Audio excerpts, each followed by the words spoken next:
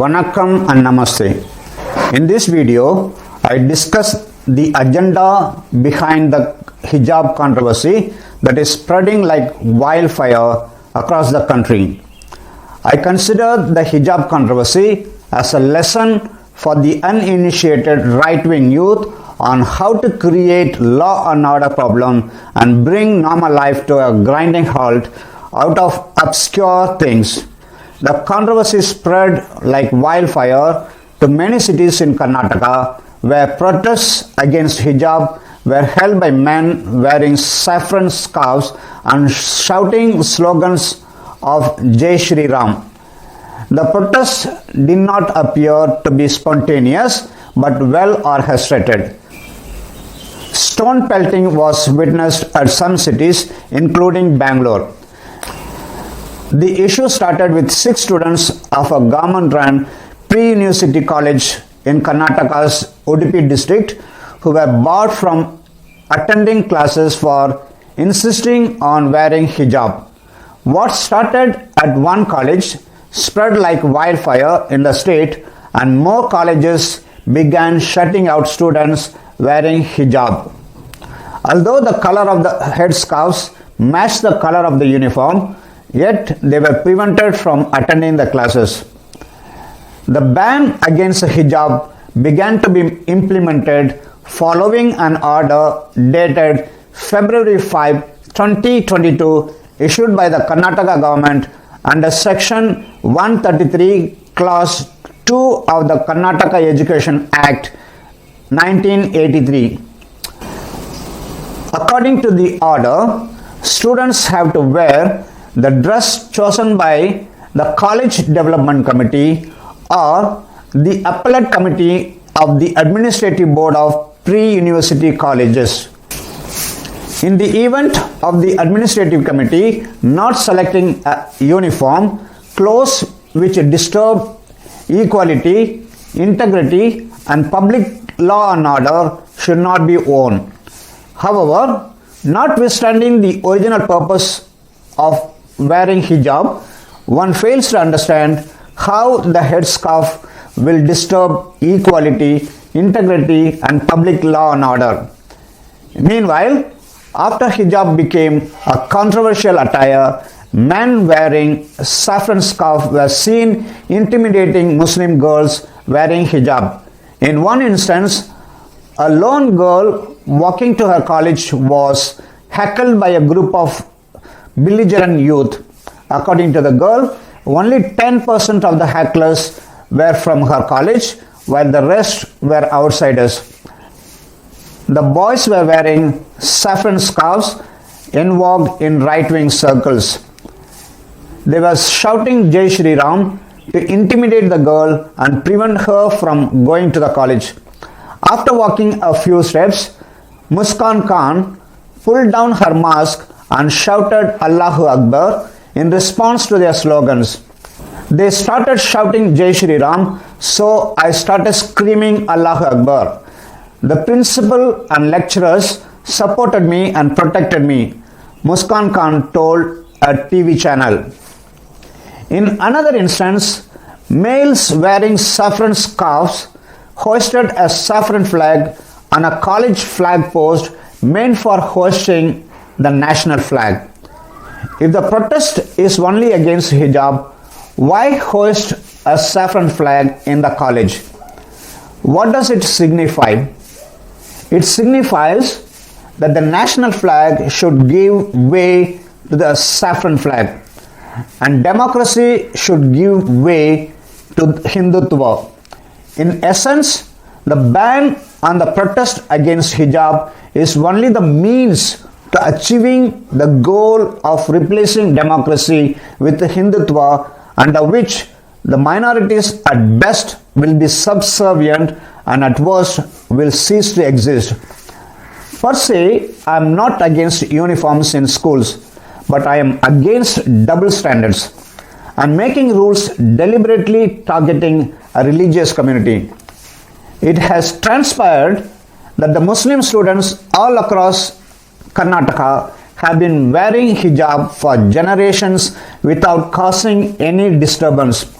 Further, it must be noted that since the enactment of the Karnataka Education Act in 1983, no order was passed till February 5, 2022 restricting hijab in schools. This goes to show that before February 5, 2022, hijabs were not considered as clothes which disturb equality, integrity, and public law and order. This raises a logical question. How did hijab become a part of the clothes which disturb equality, integrity, and public law and order only after February 5, 2022? The religious basis for wearing hijab is found in Quran chapter 33 verse 59, which reads as follows: O Prophet, tell your wives and your daughters and the women of the believers to draw their cloaks, that is veils, all over their bodies, that is, screen themselves completely except the eyes or one eye to see the way. That will be better, that they should be known as free and respectable women so as not to be annoyed. The translation of Quran authorized by King Fahd gives the following explanation to the above verse. The object was not to restrict liberty of women, but to protect them from harm and molestation. In the East and in the West, a distinctive public dress of some sort or another has always been a badge of honor or distinction both among men and women. This can be traced back on the earliest civilizations. Assyrian law in its Psalmist days, that is 7th century BC, enjoined the veiling of women and forbade the veiling of slaves and women of ill fame. From this explanation, it appears that the original purpose of wearing a hijab was to ward off harm and molestation. The above verse is supposed to have been revealed sometime in AD 627. Since then, with the advancement of civilization, that purpose must now be considered as infectious. However, in the last 1400 plus years, wearing hijab has become a part of Islamic culture and faith. In India, starting circa AD 700, the Islamic faith and customs are being practiced for over 1300 years. It was in AD 659 the first attempt to conquer the present-day Pakistan was made. It failed. The next attempt was made in 664 in the days of Caliph Muawiyah. That too failed. Finally, in 712, Muhammad bin Qasim conquered the present-day Pakistan and parts of the present-day Rajasthan. Gradually, the Muslim rule covered nearly the entire India under the Mughals. This means the Islamic faith and customs are a part of Indian tradition for over 1300 years. It is needless to say that for over 1000 years, Islam was the state religion, and during this period, the veil was worn by Muslim women in all public places, and yet it did not create law and order problem. But suddenly, from February 5, 2022, hijab has become a law and order problem. This is because the BJP's agenda is to make India a Hindu nation ruled according to the draconian code of Manu. To achieve this, the BJP needs absolute power, which can only be secured by splitting the people vertically into Hindus or non-Hindus and consolidating the Hindu vote bank. But BJP knows that going public with its agenda will be met with rejection.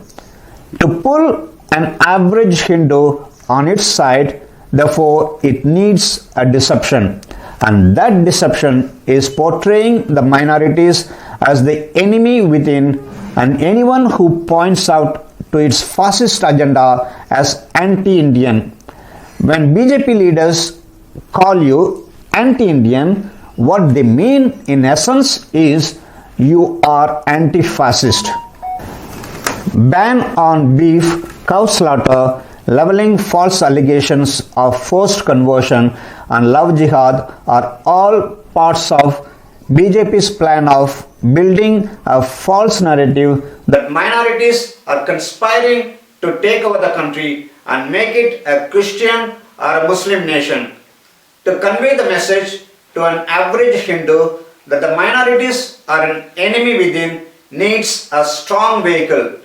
Creating communal disturbance, engineering large-scale rioting and violence on issues as obscure as the hijab serve as an effective medium of conveying this false narrative. The false narrative that minorities are conspiring to wipe out Hinduism from India indirectly means that the foundation of the religion is weak. As such, it cannot withstand the force of either Christianity or Islam. It is true that Islam and Christianity started with a handful of adherents, but now the former commands nearly 1.6 billion adherents and the later around 2 billion faithful. The reason for this phenomenal growth has been searched for in history. Meanwhile, it has now transpired that saffron scarves were distributed among men from a Toyota Innova, and later a list of all the Muslim students' contact details were leaked by the Udupi College administration. The Bajrang Dal Udupi District Secretary Surendra Koteshwar warned that if the college allows students to wear hijab on campus, they would make all Hindu students put on saffron shawls inside the campus. This threat is unwarranted. Besides, it is an expression of arrogance designed to convey the message that Muslims are a subservient community. It is instructive that the Muslim girls were wearing hijab not in response to others, but in observance of their faith. He made good on his threat with the government patronage by mobilizing aggressive young men wearing saffron scarves as a counter who heckled and harassed the girls. To placate the saffron brigade, the government issued an order which in effect held that the headscarf could cause a public law and order problem and was therefore prohibited, whether the college had such rule or not. Meanwhile, in an interim order passed on the hijab issue on January 10, 2022, the Karnataka High Court has observed that whether wearing of hijab in the classroom is a part of essential religious practice of Islam in the light of constitutional guarantees needs a deeper examination. Pending consideration of all the petitions on the issue, it has restrained all the students, regardless of their religion or faith, from wearing saffron shawls, scarves, hijab, religious flags, or the like within the classrooms until further orders. The court has made it clear that its interim order is confined to such of the institutions where the college development committees have prescribed the students' dress code uniform, meaning Muslim girls in other colleges can wear the hijab. Further hearing on the matter will commence on February 14, 2022. I hope that the petitioners bring to the attention of the court all the facts surrounding the unwarranted controversy, the role of saffron outfits in engineering protests and stone pelting across Karnataka, and the agenda behind raking up the controversy. I also hope that the petitioners bring to the attention of the court that hijab is only the proximate target while the ultimate target is democracy. Thank you for watching. My name is Deva.